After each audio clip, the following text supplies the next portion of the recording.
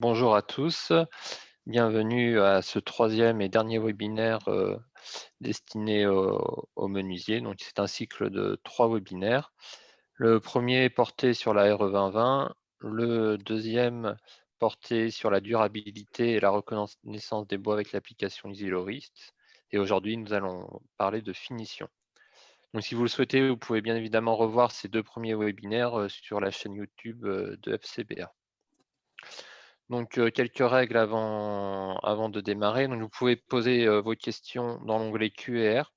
Laurence Podgorski y répondra tout au long du webinaire et nous traiterons à l'oral en fin de webinaire les questions qui nécessitent un approfondissement. Le webinaire est enregistré, donc vous pourrez retrouver la vidéo d'ici une dizaine de jours sur notre chaîne YouTube. Et enfin, une enquête de satisfaction apparaîtra à la fermeture du webinaire. Donc, merci à ceux qui pourront prendre le temps d'y répondre. Il y a 6 questions, il faut maximum 30 à 40 secondes pour y répondre et ça nous aide ensuite à prévoir les prochains sujets.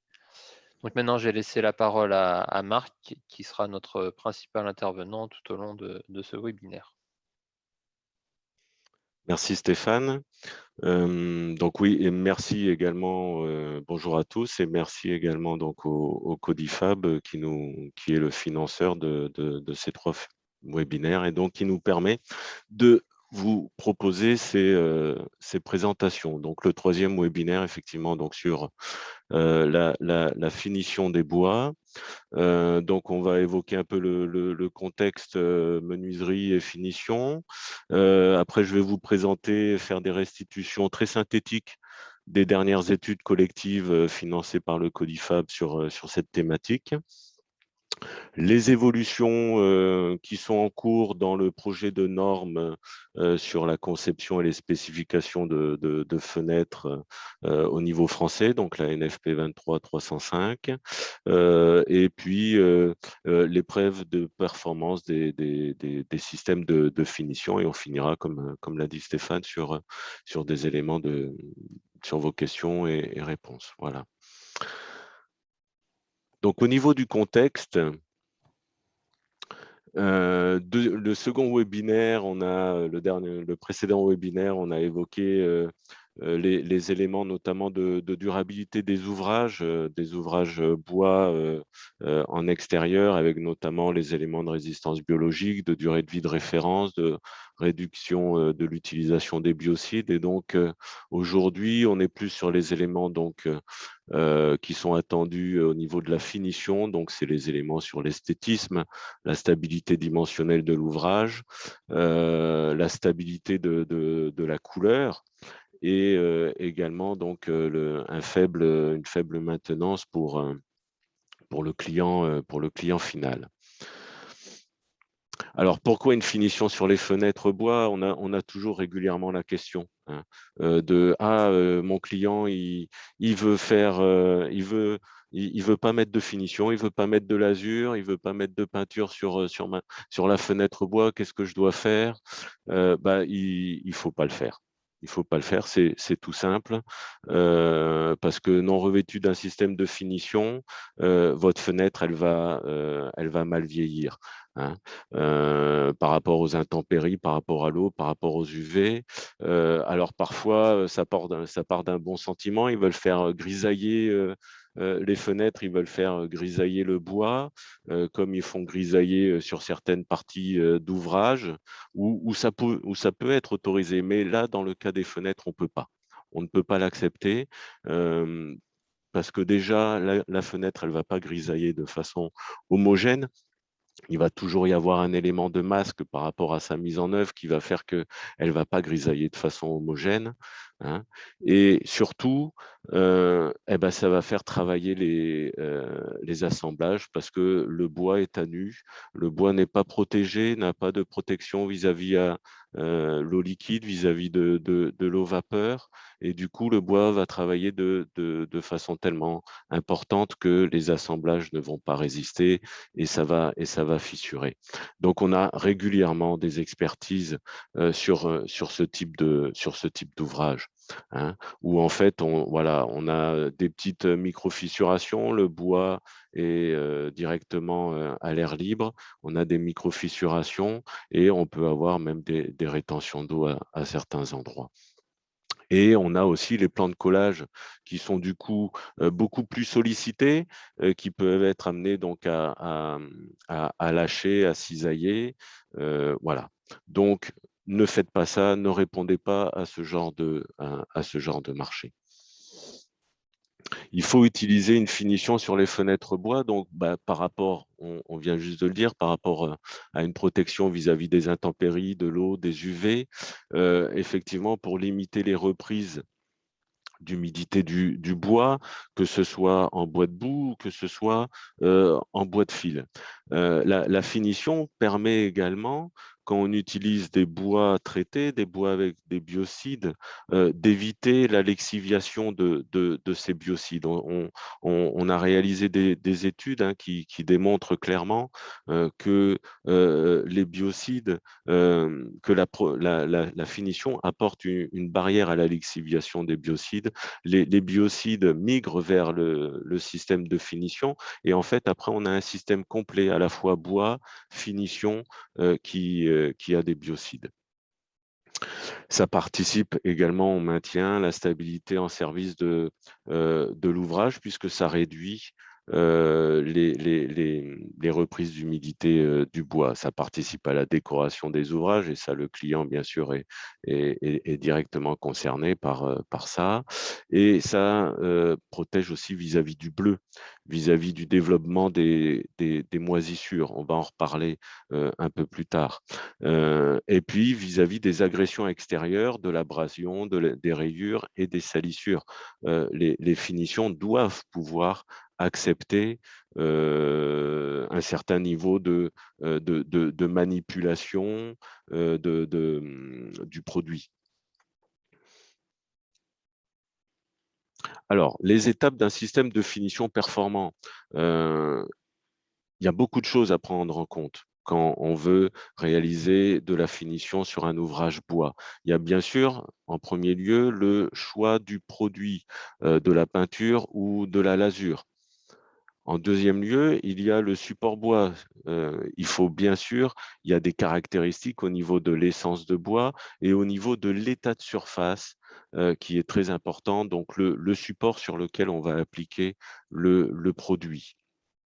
Il y a le concept, le design de la fenêtre qui va être plus ou moins favorable à une bonne tenue du système de finition.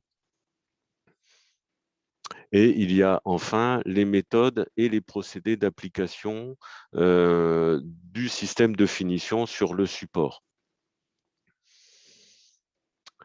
Quand on a choisi ces 4 éléments, après on met en fabrication et c'est pas parce qu'on a les 4 bons éléments que la fabrication va bien se réaliser. Après, il faut bien sûr mettre en place des contrôles sur sa ligne de fabrication pour vérifier que en continu, l'application de la finition se fait bien, que les réglages sont optimum. Il y a aussi la phase du transport, puisque en sortie de l'atelier, il faut aussi prendre soin. On a du coup un produit qui est fini, et donc il faut mettre en place un emballage approprié pour éviter tous les à-coups qui endommageraient la finition. Ensuite, le produit arrive bien sûr donc sur chantier, et donc là, il faut le mettre en œuvre conformément au DTU. Le système de finition, en fonction de différents paramètres, le support, le concept de fenêtre, le produit choisi, la méthode d'application, les conditions d'exposition dans l'ouvrage, vont vous permettre d'apprécier la tenue dans le temps de ce système. Et donc, certains fabricants vont même jusqu'à pouvoir mettre en place des systèmes de garantie. Et bien sûr, le client final, vous allez devoir, vous, en tant que menuisier, lui repasser les différentes consignes d'entretien ou de soins à faire régulièrement sur la fenêtre pour aller pour garantir, pour maîtriser cette tenue dans le temps du système de finition avant une rénovation. Donc tous ces éléments, en fait, ça fait partie d'une chaîne de qualité entre les différents acteurs, hein. Donc il y a les fabricants de finition, il y a vous, le menuisier, il y a l'installateur qui va mettre en place votre fenêtre et puis il y a le client final. Et bah, tous ces acteurs, ils doivent gagner en compétences. Alors nous, notamment, menuisiers, ça fait depuis vraiment quelques années qu'on on a fait des efforts pour gagner en compétences sur ces différents éléments. Et aujourd'hui, on est fier de pouvoir dire que oui, on peut faire de la belle fenêtre bois avec des finitions performantes. Et donc, il faut évidemment privilégier l'application de la finition complète en atelier. Euh, Pourquoi? Bah, parce que tout simplement, tous les maillons de la chaîne de qualité, ils sont beaucoup plus faciles à maîtriser dans un atelier que quand on fait un peu dans l'atelier et puis un peu sur chantier, dans des conditions climatiques un peu aléatoires et de délai également. Et que l'on ne maîtrise pas de bout en bout les systèmes de finition qui sont appliqués sur le poids. Donc, sur le bois. Donc oui, il faut privilégier et il faut aller de plus en plus sur cette finition complète en atelier. On vend vraiment un produit fini et il faut que ça rentre dans les mœurs. Et plus que de la fenêtre sur mesure, on est vraiment sur un produit aujourd'hui personnalisable, hein, à forte valeur ajoutée, et il faut valoriser cette, cette qualité de finition. Alors, au niveau des dernières études de marché, on s'est rendu compte de ce revirement de tendance où il y a quelques années, on était à 24% de produits à finir qui sortaient de chez les menuisiers. Non, on était à 76%, excusez-moi, de produits à finir qui sortaient de chez les menuisiers. Et on avait simplement un quart de produits qui étaient en finition complète, hein. Et puis là, en une dizaine d'années, on a complètement inversé la tendance, puisqu'il y a 3 ans, on était à 58% de produits finis, et à la dernière étude de marché en 2019, on était à près de 70% de produits finis. Donc vraiment, on souhaite tous que dans 2-3 ans, on soit proche des 100% de fenêtres bois finies en usine. On se rend compte quand on fait le détail au niveau des coloris qu'aujourd'hui, on a vraiment une ventilation assez importante entre, on va dire, les produits lasurés, semi-transparents, teintés, qui représentent, on va dire, un quart du marché. L'opaque blanc représente un peu moins de la moitié du marché. Les couleurs représente un autre quart du marché, et la bicoloration qui est vers 5-6% de part de marché. Il ne faut pas avoir peur de cette bicoloration, hein. Ça, c'est un message que je souhaite transmettre, où parfois on entend dire « Ah oui, c'est contraignant ». Non, il faut le prendre positivement parce que justement, c'est vraiment un plus que la fenêtre bois puisse proposer cette bicoloration. On est vraiment sur un produit personnalisable et du coup, on peut valoriser cette qualité. De toute façon, la fenêtre bois aujourd'hui est positionnée sur un marché à forte valeur ajoutée, à belle valeur ajoutée. Donc, il ne faut pas avoir peur de faire ces produits-là, et il faut savoir le proposer et le vendre à nos clients. Un dernier élément de contexte qui est vraiment important à avoir en tête, c'est le contexte sur sur les biocides et sur notamment les fongicides tels que le propiconazole ou le tébuconazole. Ce sont des biocides aujourd'hui qui sont largement utilisés dans tous les produits de traitement de surface qu'on utilise en fenêtre bois, à partir du moment où on utilise de l'aubier ou des résineux moins durables, on doit utiliser un produit de traitement qui intègre ces fongicides.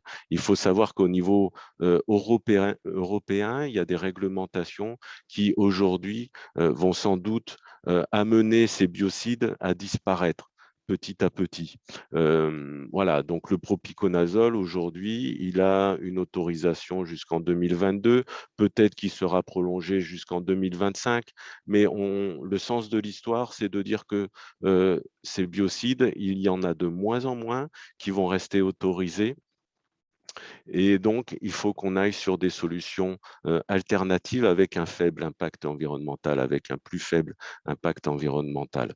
Donc, aujourd'hui, il faut travailler de plus en plus sur des conceptions de fenêtres améliorées qui permettent de limiter les dosages en biocides. Il faut travailler sur la protection apportée par la finition, parce que cette finition a un vrai rôle à jouer au niveau d'une barrière extérieure à l'eau pour limiter les reprises d'humidité du bois.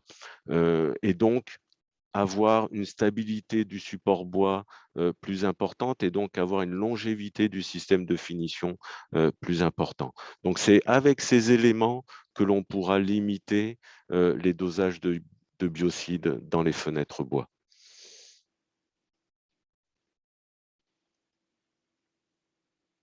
Maintenant, je vais vous présenter quelques études collectives là, qui ont été financées dernièrement donc, par le Codifab. Une des premières études, ça a été l'effet barrière des finitions vis-à-vis de l'émission des COV. Donc, les COV, c'est les composés organiques volatiles. Donc, les bois, les panneaux de process, les cols, donc certains composants que l'on met dans les fenêtres bois aujourd'hui émettent dans l'ambiance intérieure des logements des composés organiques volatiles tels que les formaldéhydes, toluène. Bon, voilà. Il y a une liste assez importante de tous ces composés organiques volatiles. Et on s'est rendu compte qu'entre une fenêtre bois, bois nu et avec finition, eh ben, il y a une grande différence au niveau de l'émission de ces COV et que globalement, les finitions acryliques que l'on utilise aujourd'hui industriellement réduisent de l'ordre de 50% à 80% les émissions de ce type de substance. Et ce qui nous permet d'avoir des classements, d'avoir le meilleur classement, le classement A+, au niveau de l'émission des COV dans l'air intérieur.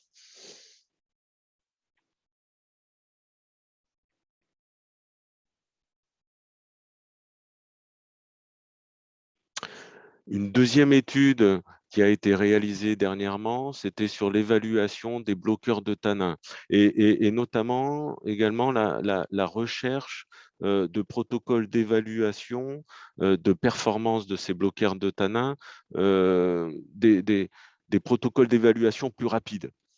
Et plus efficace, parce qu'aujourd'hui, au niveau européen, le protocole est assez complexe, et donc on a voulu tester deux méthodes au niveau français. La première méthode, c'est l'utilisation de la classe d'efficacité hydrofuge. Donc, en fait, c'est de déterminer la perméabilité à l'eau liquide du système de finition. Et on s'est rendu compte que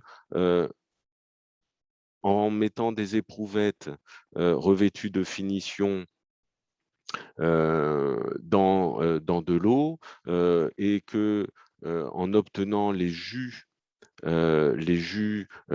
après immersion 72 heures, eh ben, on avait des grandes disparités entre les différents bloqueurs de tanins que l'on avait sur le marché, hein, et que pour chacun de ces bloqueurs de tanins, donc on a calculé la classe d'efficacité hydrofuge.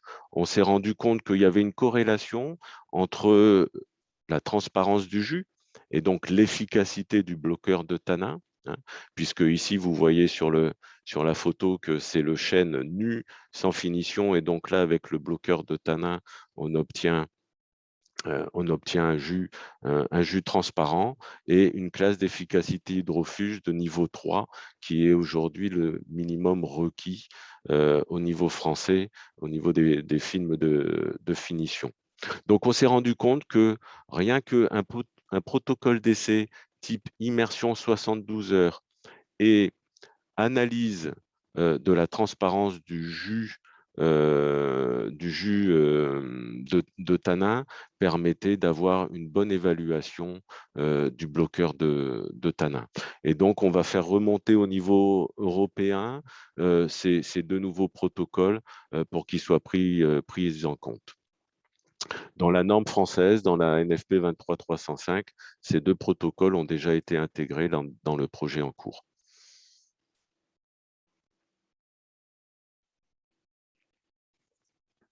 Le champignon de bleuissement, c'est un champignon qui vient se développer à la surface du bois, à la surface du système de finition, et qui vient se nourrir avec les substances qu'il va trouver à la fois dans le système de finition, mais surtout dans le bois.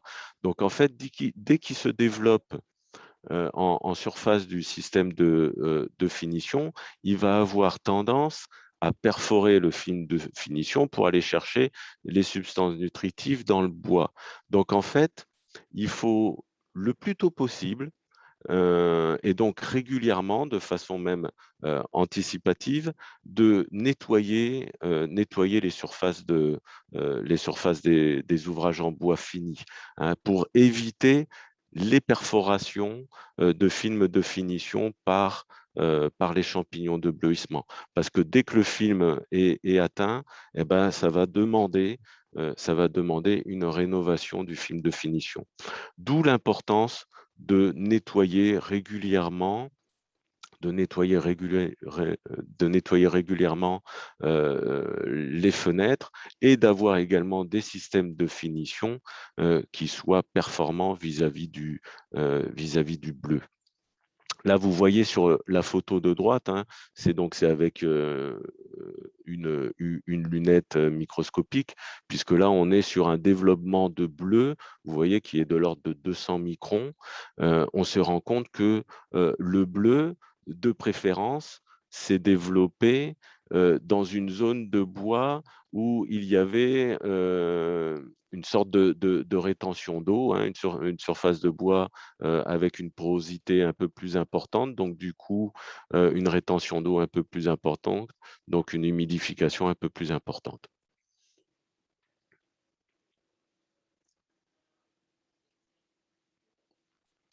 On a étudié le développement du bleu par rapport à l'exposition.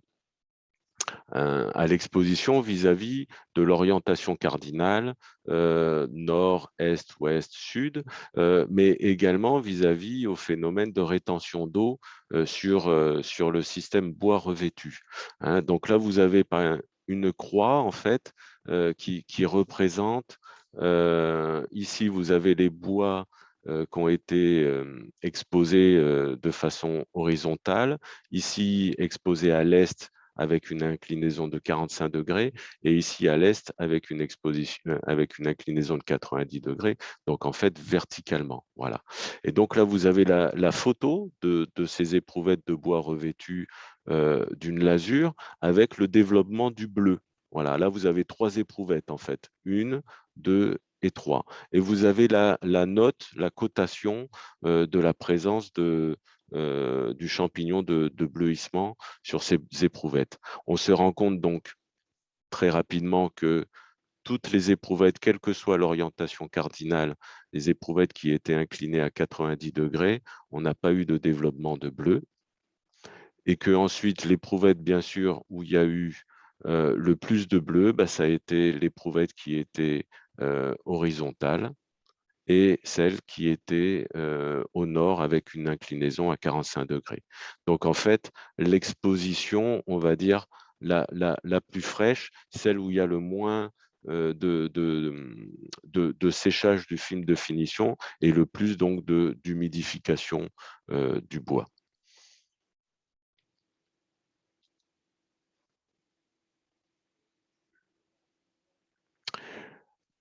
Avec d'autres expériences on a pu regarder l'influence de la pigmentation du revêtement sur le développement du bleu. Par exemple, donc sur un support bois qui était en pin, on a déposé un film de peinture blanche et sur le même support bois en pin, on a déposé un film de lasure semi-transparente. Et on s'est rendu compte que entre le film de finition, le revêtement que l'on avait déposé sur le bois, avec la peinture blanche, on a eu un développement du bleu. Et avec la lasure semi-transparente, on a eu beaucoup moins de développement de bleu, voire pas du tout. Et en fait, on part du principe que avec la lasure semi-transparente qui était avec un ton un peu plus coloré. On a une température de surface du film qui monte, qui est plus élevée que la température de surface de la peinture blanche. Donc, du coup, ça chauffe la surface du bois, ça aide au séchage du bois et donc ça limite le développement du bleuissement puisqu'il n'y a pas assez d'humidité régulière dans le bois. Donc c'est un peu contre une idée reçue peut-être, mais la peinture blanche, quand on est en peinture blanche, on n'est pas affranchi, on ne s'affranchit pas de développement de bleu.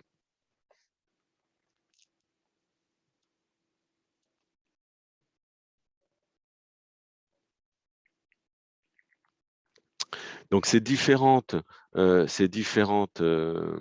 expérimentations nous permettent de nous projeter sur des pistes sans biocides pour limiter le bleu.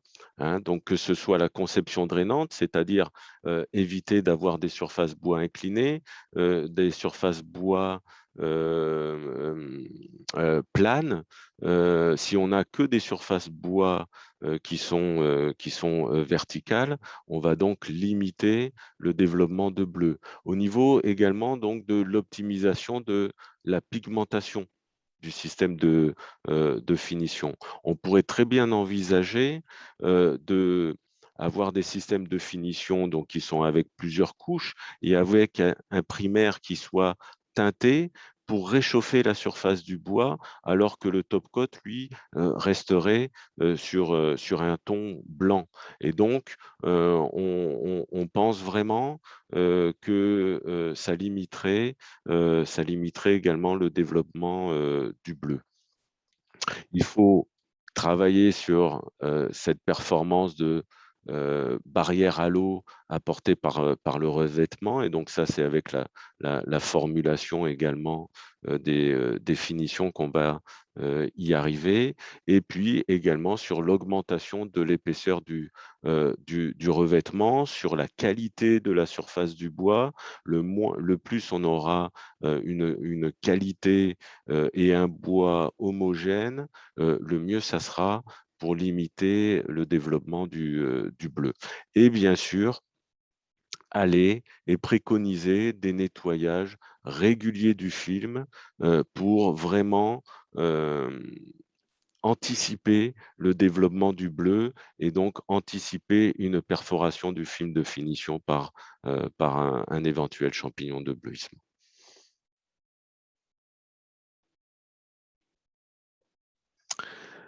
Maintenant, je vais vous présenter quelques éléments sur comment déterminer les performances des finitions autrement que par des vieillissements de naturel.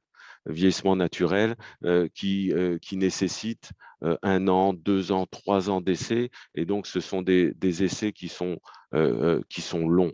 Il faut qu'on aille sur des essais plus rapides qui nous permettent d'avoir des orientations également sur la performance de ce système de finition. Et donc, on a notamment travaillé sur un outil beaucoup plus simple, ça s'appelle le pendule de Persoz, où vous mettez un support bois revêtu d'une finition, vous le mettez ici à l'horizontale avec le film de finition sur le dessus. Vous avez ce pendule de Persoz qui a deux petits ergots qui viennent se poser donc sur le support bois revêtu. Hein, et le but du jeu, c'est que vous calculez, vous mettez le pendule à 12 degrés d'inclinaison et vous prenez le temps d'amortissement du pendule jusqu'à ce qu'il arrive à 4 degrés d'inclinaison. Voilà. Et donc, en fait, on se rend compte que plus le film de peinture est dur, est rigide, plus le temps est long. Plus le film de finition est souple, visqueux, plus le temps est court, puisque ça va freiner et amortir le pendule. On s'est rendu compte globalement qu'il faudrait un film de finition qui ait un temps inférieur à 100 secondes. Voilà.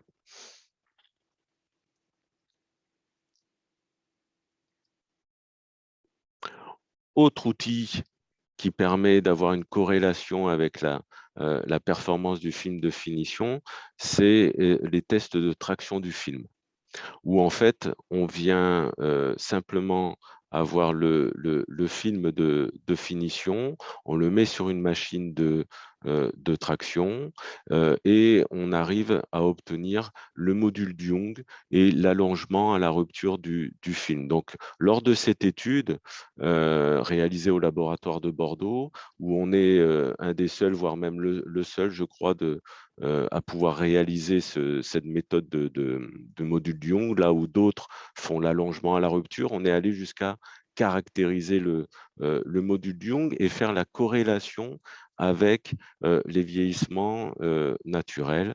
Et donc, on s'est rendu compte que plus le film est souple, plus il est ductile, mieux, plus on a des films de finition performants.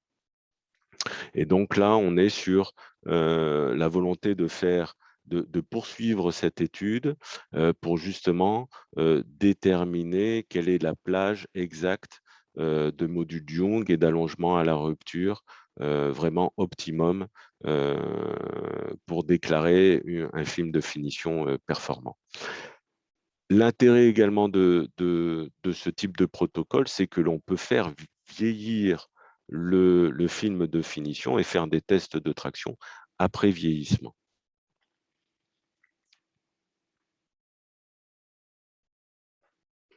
Alors oui, il faut des films de finition pas trop durs, il faut donc des films de finition plutôt souples et on pourrait se dire « Ah, mais si le film de finition est trop souple, il ne va pas résister aux impacts lors de la manipulation des fenêtres, lors du transport ».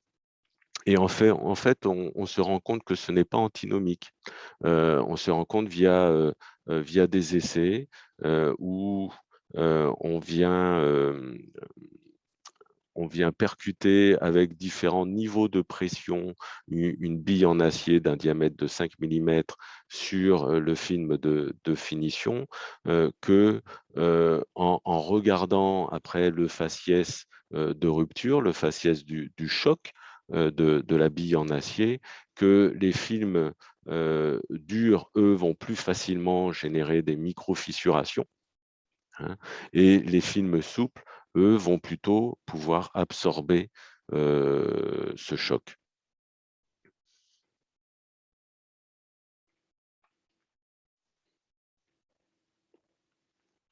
Un autre outil qui permet de déterminer la performance des finitions et qui est un outil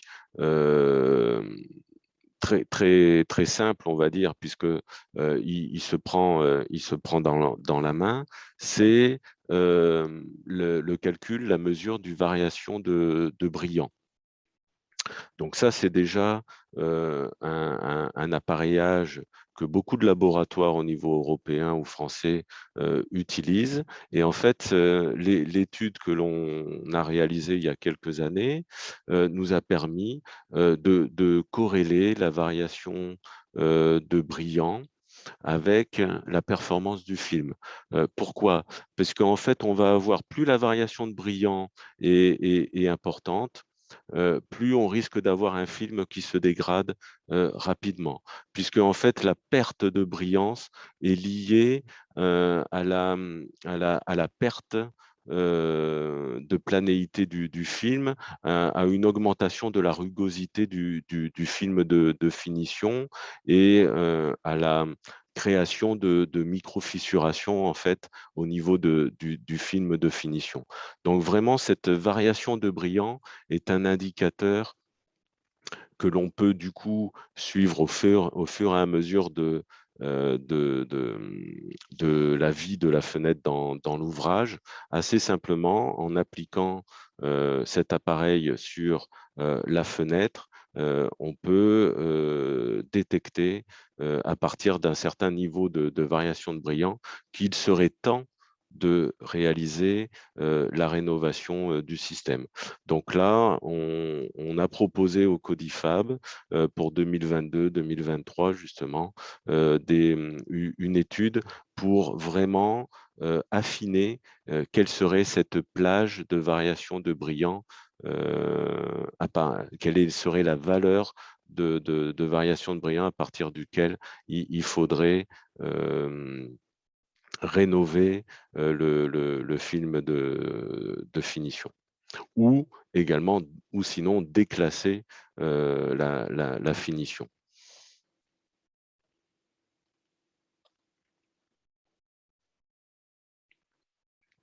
Une autre étude qui est en cours actuellement, c'est pour déterminer plus précisément l'impact de l'exposition et notamment des différents climats que l'on a sur le territoire français par rapport à la bonne tenue des finitions au bois. Aujourd'hui, on n'a pas d'études bibliographiques qui nous permet de dire que le climat à Toulon est plus sévère que à Paris par rapport à la dégradation des finitions. Donc du coup, on a mis une étude qui a commencé maintenant il y a 4-5 ans. On a identifié 4 sites différents qui sont notamment donc sous des expositions UV et pluviométrie et différentiel de température différentes. Donc, on a identifié Paris, Brest, Toulon et Bordeaux. Et sur chacun de ces sites, on a mis à la fois, on a exposé à la fois des plaquettes à 45 degrés au sud, conformément à la norme européenne, donc des plaquettes revêtues de différents systèmes de finition, opaques et l'azur de différents fabricants de finition. Et ces mêmes finitions, on les a également appliquées sur des châssis de fenêtres qui font de l'ordre de 70 cm de côté, où on a du coup tous les points singuliers de la fenêtre et on a réalisé différents types de fenêtres, des fenêtres avec des nez d'appui long, des fenêtres avec des rejets d'eau alu, des fenêtres avec des battements, on va dire type gueule de loup, avec différents types d'assemblages également pour avoir des évaluations au niveau de ces différents points singuliers. Donc aujourd'hui, on a 3 ans on a 2 ans de vieillissement et on va aller jusqu'à 3 ans. Et à partir du moment où on aura réalisé toutes ces analyses, eh ben, on vous fera on vous présentera ces conclusions-là et on pourra effectivement les mettre au niveau des recommandations, soit sur un guide, soit au niveau normatif. Un des éléments que l'on a déjà pu analyser, c'est que effectivement, en fonction de la géométrie des profilés extérieurs, donc là on retrouve un listel avec un nez d'appui de traverse basse, on retrouve la traverse basse d'un ouvrant avec le rejet d'eau, là sans rejet d'eau, mais avec une doucine, et ici on est plutôt sur une pente à 45. On a identifié à certaines zones des débuts de craquelage en fonction donc des géométries des profilés. Et donc, on a été amené à écrire dans le projet de norme de la 23305 des spécifications sur les profils extérieurs au niveau des designs de ces profilés, et notamment donc le fait que les arêtes vives ne permettent pas d'avoir un dépôt de finition au niveau de l'arête. Donc il faut ne pas faire il faut pas faire d'arête vive au niveau des éléments extérieurs, parce que ça va être vraiment une amorce de rupture du film de finition. Donc il faut aller sur des arêtes arrondies avec des rayons minimum au moins de 2 millimètres, ou des chanfreins angle 45 degrés avec des largeurs au moins de 2 millimètres, et il faut aller sur des angles mini d'au moins 130 degrés. Plus l'angle sera important, et moins et plus vous aurez une bonne tenue du film de finition à cet endroit-là.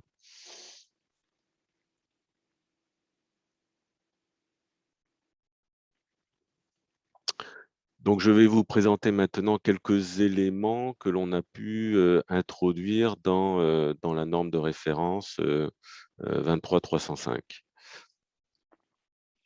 Et notamment donc au niveau de l'appréciation de tenue du système de finition, où dans la version 2014 de la 23305, il y avait déjà cette notion pour les finitions complètes de niveau 4, niveau 5, niveau 6, niveau 7, niveau 8, c'est-à-dire je veux un système de finition performant de niveau 4 minimum, mais je peux également demander un système de finition performant de niveau 6.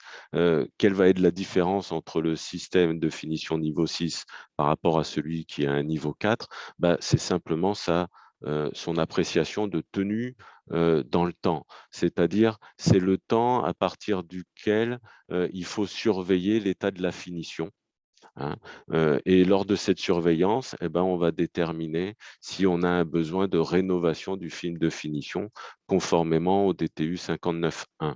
Donc là, on parle vraiment de rénovation au sens rajouter un film de finition, et non pas de soin ou de nettoyage. Le soin ou le nettoyage, c'est quelque chose qui doit être fait de façon beaucoup plus régulière et qui doit être préconisé par le fabricant de finition, puis par le menuisier à son client. Donc, on se rend compte qu'en fait, au niveau des niveaux, on a donc des appréciations qui augmentent. Plus le niveau augmente, plus l'appréciation de tenue du système augmente. Et on a notamment rajouté dans ce tableau une seconde colonne. On a distingué les zones de façade exposées des zones de façade non exposées. Hein. Et on se rend compte donc que pour les zones de façade non exposées, on rallonge l'appréciation de tenue dans le temps du système de finition. Et donc aujourd'hui, globalement, on a des systèmes de finition opaques ou transparents qui sont aujourd'hui dans ces niveaux 5, 6, 7.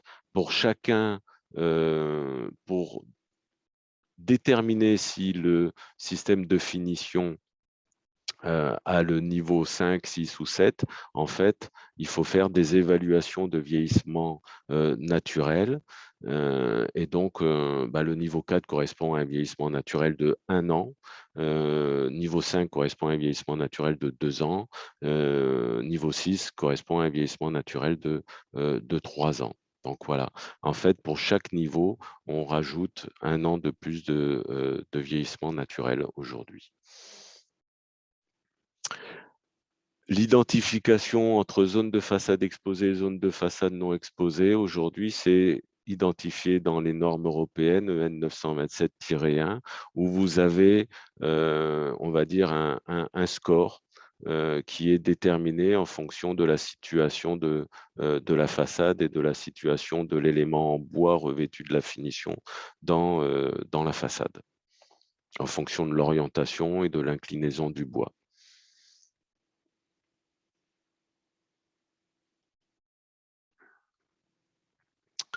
Là, je voulais revenir très, très rapidement au niveau de l'affectation de la classe d'emploi et donc la limitation de la reprise d'humidité du bois avec différents éléments qui nous permettent de limiter la reprise d'humidité du bois. Donc, il y a bien sûr le climat, l'orientation de la façade, la protection apportée par un débord de toiture, un capotage qui permet également donc de protéger le bois. Mais il y a surtout ces 3 éléments: la conception, la salubrité de la conception, le fait qu'il y a des zones du coup qui sont non mouillables et des zones mouillables, et il y a la protection apportée par la finition complète.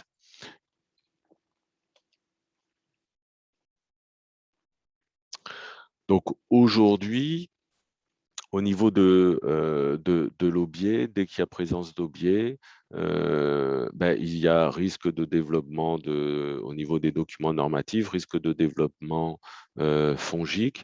Et donc, dans le projet de norme de la 23305, le groupe de travail a identifié que dans les zones non mouillables, donc on va dire les zones intérieures du carrelet, on pourrait affecter donc en classe d'emploi 2, puisque ils sont dans des zones peu humides. Même si on a de l'aubier, on pourrait ne pas utiliser de biocide et donc ne pas traiter le bois à partir du moment où on a une finition usine niveau 4 minimum.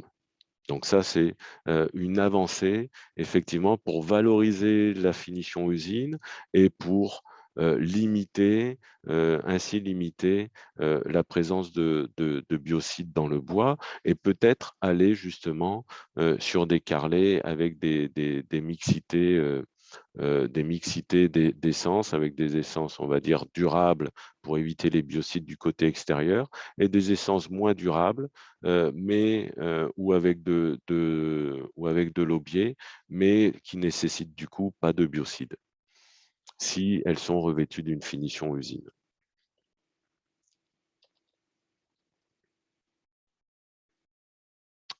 Un autre élément, c'est qu'aujourd'hui, donc vous savez que les fenêtres bois peuvent monter jusqu'à une affectation classe d'emploi 3-2, notamment au niveau des régions humides. Les régions humides, c'est celles qui sont identifiées en marron sur la carte, c'est celles où il pleut un peu plus. Et donc aujourd'hui, le bois est affecté dans ces régions à une classe d'emploi 3-2, alors que dans les régions orange et jaune, qui représentent quand même la bonne partie du territoire français, donc de la commercialisation des fenêtres, on est en classe d'emploi 3.1.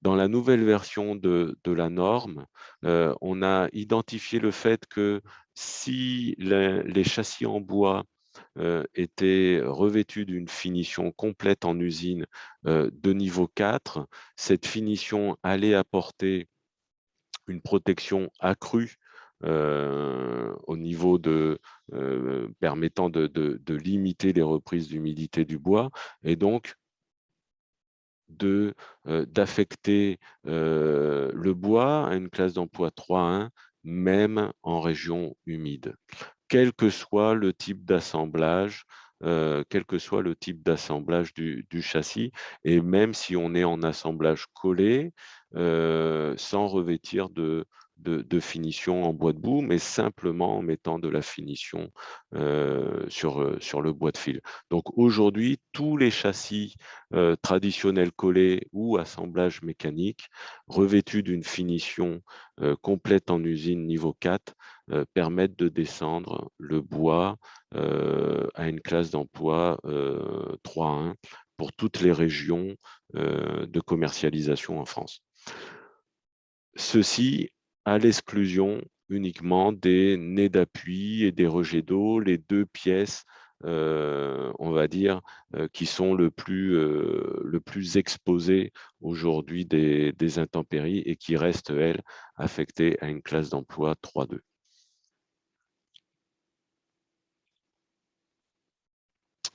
Donc là, je vous ai remis trois concepts de fenêtres pour illustrer un peu ce que je viens de vous présenter, où on est sur trois concepts complètement différents et donc impactants par rapport à la finition, et à la bonne tenue de la finition.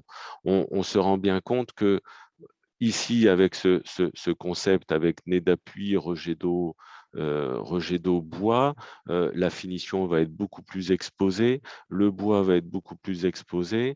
Donc, on est encore sur un concept qui va nécessiter, on va dire, des finitions complètes de très bonne qualité, ou alors qui va réduire la longévité de la tenue de la finition et qui va nécessiter du coup des entretiens, des soins, mais aussi peut-être une rénovation plus fréquente, hein. Alors que sur ce concept-là, où en fait, du côté extérieur de ce côté-là, du coup, on n'a que du bois de façon verticale, on va avoir un film de finition qui va être beaucoup moins exposé, beaucoup moins contraint. On va avoir beaucoup moins de risques de développement de bleu également, et on va avoir un soin donc beaucoup plus simple et une fréquence entre deux rénovations beaucoup plus importante. Et puis, bien sûr, après, on peut avoir des concepts de fenêtres bois alu, où on ne peut avoir que le bois du côté intérieur. Donc, on est toujours sur de la fenêtre bois, mais par contre, avec beaucoup moins de contraintes sur les éléments de maintenance du bois.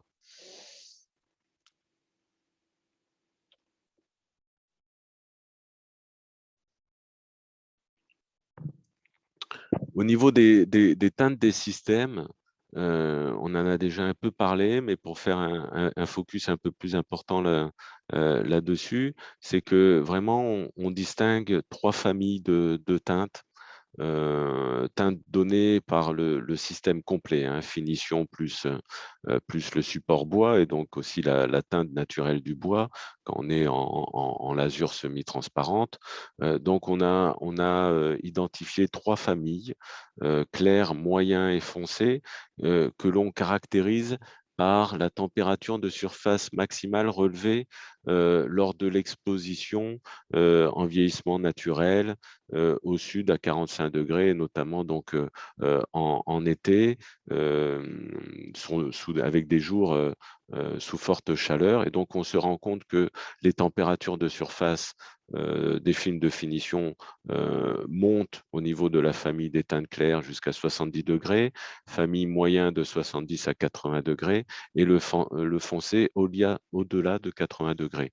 Et donc, le film de finition, en fonction de la température de surface, il ne va pas réagir de la même façon, il va être beaucoup plus contraint sous forte température, il va y avoir des variations dimensionnelles beaucoup plus importantes sur ce film, il va falloir qu'il les accepte, il va falloir donc qu'il ait plus de souplesse. Donc globalement, aujourd'hui, alors que c'est demandé hein, par certains acteurs du marché. Aujourd'hui, il est vraiment indiqué que les lasures transparentes sont non acceptées. Il ne faut pas aller là-dessus. Il faut forcément, du côté extérieur, aller sur des lasures semi-transparentes, transparentes teintées. Sinon, vous allez avoir une dégradation du film qui va être rapide.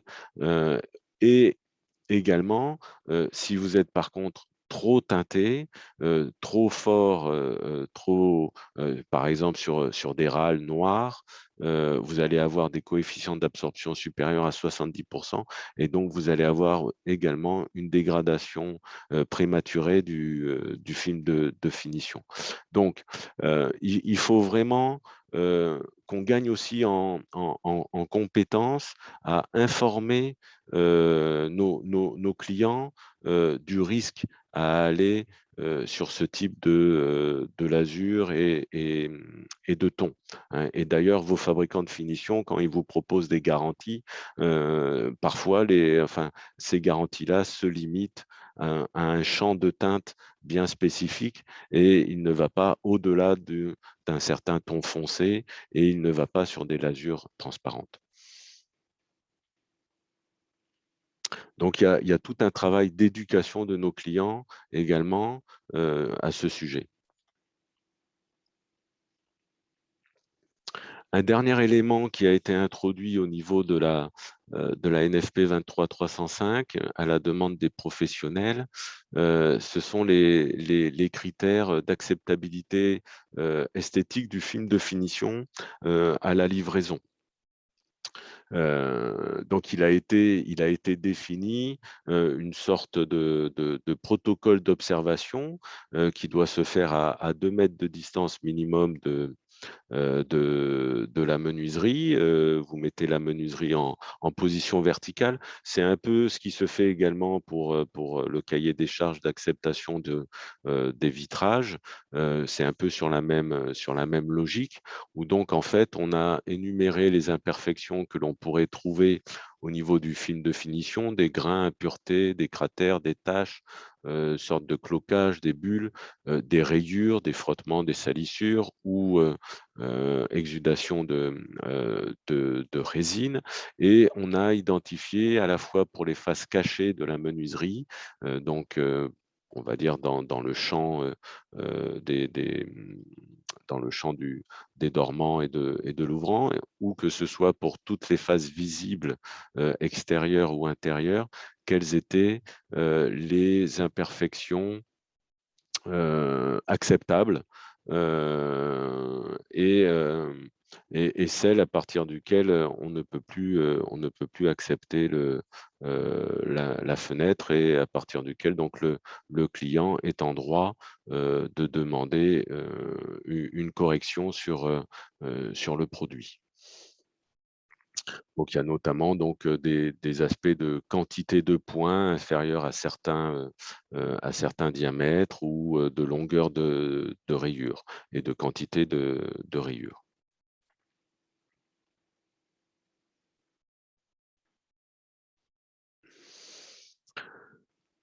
Voilà, troisième et dernier volet, c'est sur le choix des systèmes performants de systèmes de finition. Donc aujourd'hui, l'épreuve de performance de vos systèmes de finition, on l'a dit, hein, on a des systèmes de finition qui sont de plus en plus performants. Aujourd'hui, les fabricants de finition ont travaillé depuis des années sur des systèmes qui sont de plus en plus performants et qui sont appliqués avec des systèmes, des procédés d'application également qui permettent une bonne performance de ce système. Donc, il faut demander à vos fournisseurs de finition de vous accompagner sur à la fois le choix du système par rapport à votre essence, par rapport également à vos procédés d'application, par rapport à vos moyens en interne de process. Et ils vont vous y aider et ils vont vous conseiller, vous accompagner là-dessus. Et bien sûr, ils vont pouvoir également attester via des certificats qu'ils qu'ils auront obtenus dans des laboratoires accrédités, que ce soit en France ou ailleurs, de la qualité et la performance de leur système de finition vis-à-vis des normes EN 927 notamment, ou vis-à-vis des niveaux 4, 5, 6, 7, 8 que l'on a identifiés dans la norme française. Un des moyens au niveau français, c'est ce qu'a développé FCBA depuis des années avec certains des acteurs de la finition. C'est ce qu'on appelle les dossiers techniques FCBA, où on teste les différents systèmes de finition sur différents supports, avec différents tons des fois, le blanc, la lasure, le rouge, et on indique les performances obtenues, donc le niveau 4, le niveau 5, le niveau 6. On indique le niveau de performance obtenu et ces listes sont publiques et vous pouvez y accéder sur le site du catalogue Bois Construction. Au niveau des fiches produits, vous avez l'ensemble des dossiers techniques avec les niveaux de performance obtenus.